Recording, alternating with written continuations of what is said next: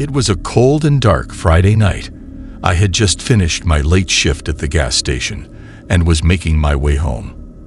As I stepped out into the icy air, I pulled my coat tighter around me and quickly made my way to my car. I was exhausted and just wanted to get home and crawl into bed. As I started my car and began my drive, I suddenly heard my phone buzz. I glanced at it, thinking it was my boss asking me to come in for another shift, but instead, I saw a number I didn't recognize. Without thinking, I answered the call. "Hello," I said, my voice tired and monotone. There was no response, just heavy breathing on the other end. I almost hung up, thinking it was some sort of prank call, but then I heard a faint whisper. "Help me." My heart started racing as I tried to focus on the voice. It sounded like a woman, and she sounded scared. "Who is this? What's going on?" I asked, my voice now shaking with fear.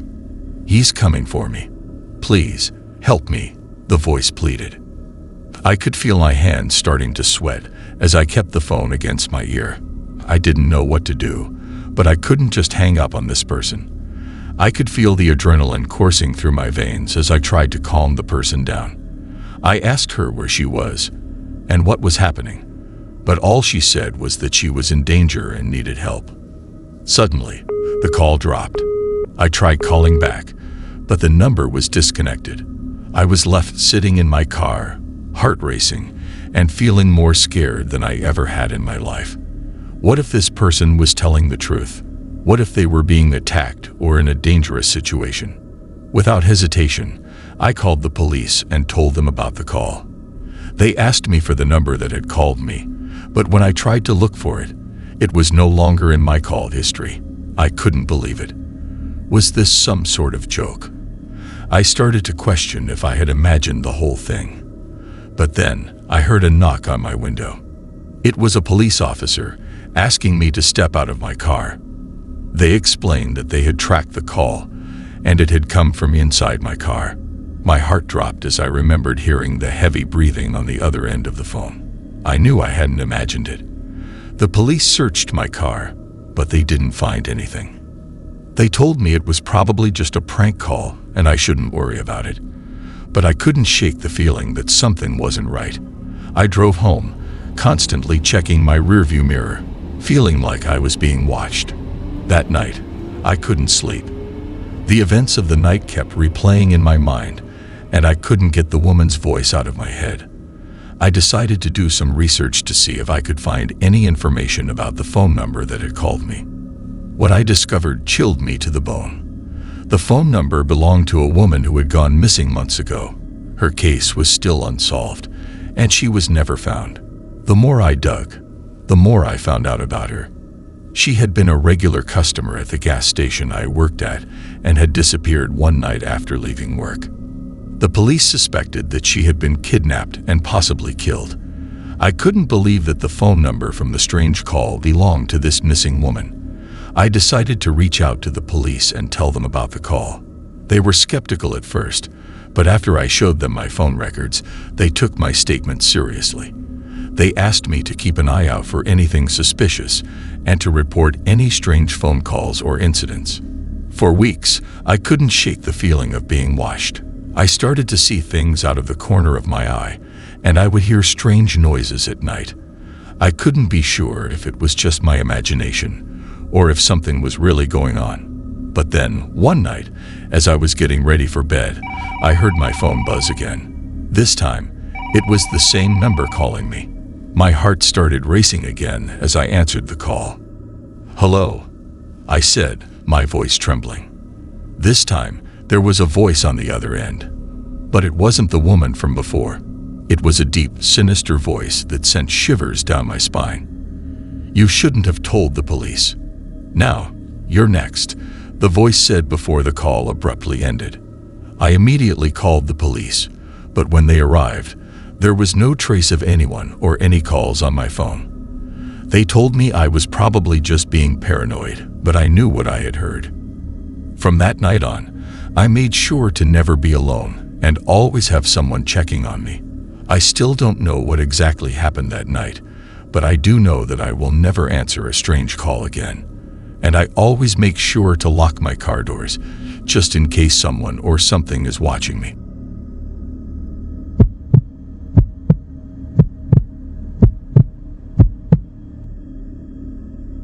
It was a dark and stormy night, and I was all alone in my small apartment. I live by myself, and I'm not gonna lie, it can get pretty lonely sometimes. But that night, I was feeling especially lonely. I decided to call my friend Lisa, but her number wasn't working for some reason. I must have dialed it wrong, so I grabbed her number from my contacts again and tried calling. But when I heard the voice that answered, it wasn't Lisa's. "Hello," the voice said, sounding distorted and scratchy.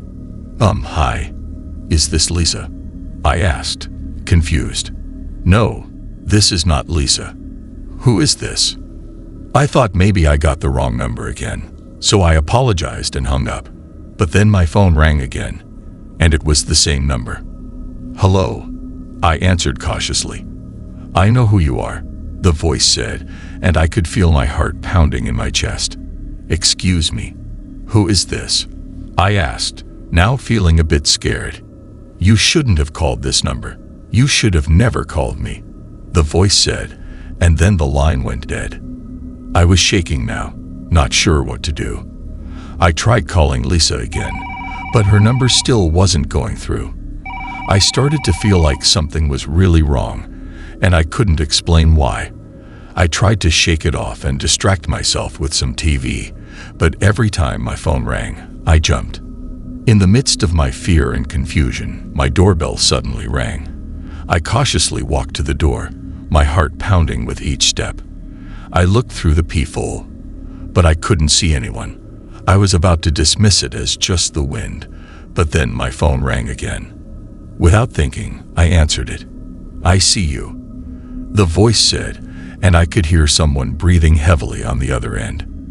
I was completely freaked out now, and I dreaded looking through the peephole again. But I gathered up all my courage and looked.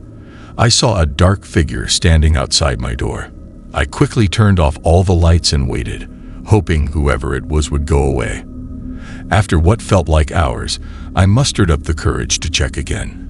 But this time, the figure was gone. I was about to breathe a sigh of relief when I remembered my phone was still on. I picked it up to turn it off, but before I could, it rang again. "You can't hide from me," the voice said, and my blood ran cold.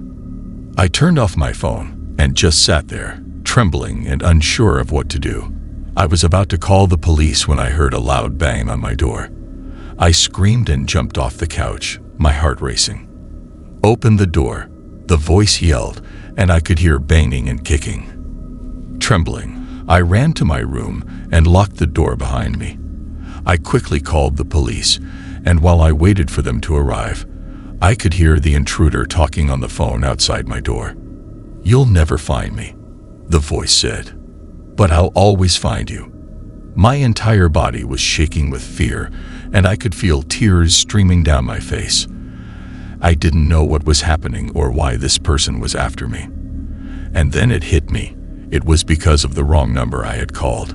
The police arrived and caught the intruder outside my door. It turns out, it was someone who had gotten my number by mistake and was angry that I had called them so many times. They had no intention of actually hurting me, but their creepy phone call and appearance at my door had left me traumatized. I told myself I would never make that mistake again, but the memory of that night haunted me for a long time. I couldn't shake off the feeling that I was being watched, and every time my phone rang from an unknown number, I would feel a chill run down my spine. It was a true wrong number horror story that I would never forget, and it taught me to always double-check before calling someone I didn't know.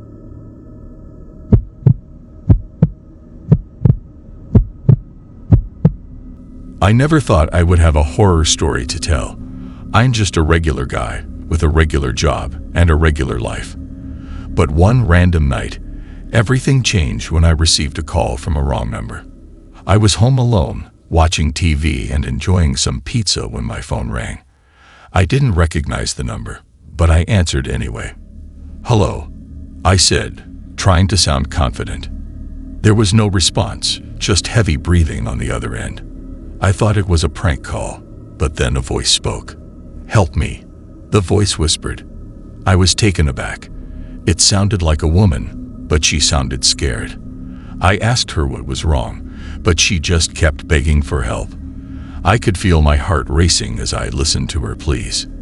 I didn't know what to do.